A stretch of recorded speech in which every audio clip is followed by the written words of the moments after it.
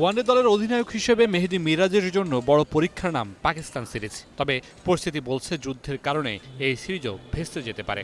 তবে এর আগে ১৩ ম্যাচে অধিনায়কত্ব করা মিরাজ জিতেছেন মাত্র ৩ ম্যাচে, হার ৯ ম্যাচে।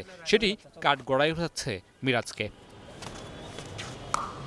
আর ঘরোয়া ক্রিকেটে একের পর এক সাফল্যে নিজেকে ওয়ানডে অধিনায়কের জোর দাবিদার করে তুলছেন সাবেক ওয়ানডে অধিনায়ক নাজমুল শান্ত।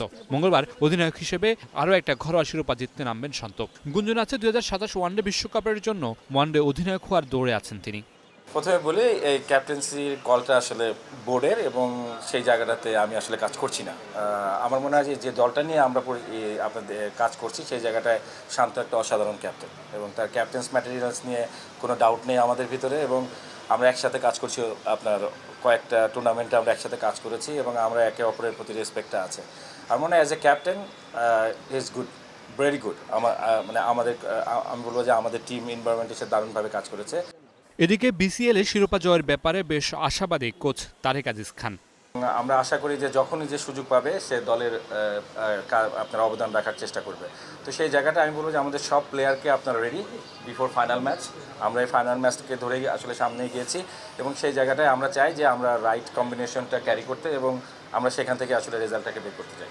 ফাইনালে উঠতে পেরে খুশি সেন্ট্রাল জোনের সাইফ হাসান। ম্যাচ বেশি খেলা, পাকিস্তান সিরিজের প্রস্তুতি এবং ফাইনালের জয়ের প্রত্যাশা ব্যক্ত করেছেন সাইফ। যেহেতু আমরা ফাইনালে উঠছি, আরেকটা ম্যাচ খেলার স্কোপ বাড়ছে, আর ওয়ানডে সিরিজের আগে খুব ভালো একটা প্রিপারেশন আমাদের জন্য। সো হোপফুলি কালকের ম্যাচটা আমরা আরও বেটার ক্রিকেট খেলতে পারবো। বগুড়া রাজশাহী তো ন্যাচারালি খুব ভালো উইকেট থাকে, আর মিরপুরে কালকে যেহেতু day night game, so hopeful ভালো উইকেট থাকবে। মাঠের বাইরে বোর্ডের নানান ঝামেলা সরিয়ে মাঠের খেলায় নজর ফিরবে বিসিএল-এর ফাইনাল দিয়ে, এমনটাই প্রত্যাশা। Mamunur Rashid, star news, Dhaka.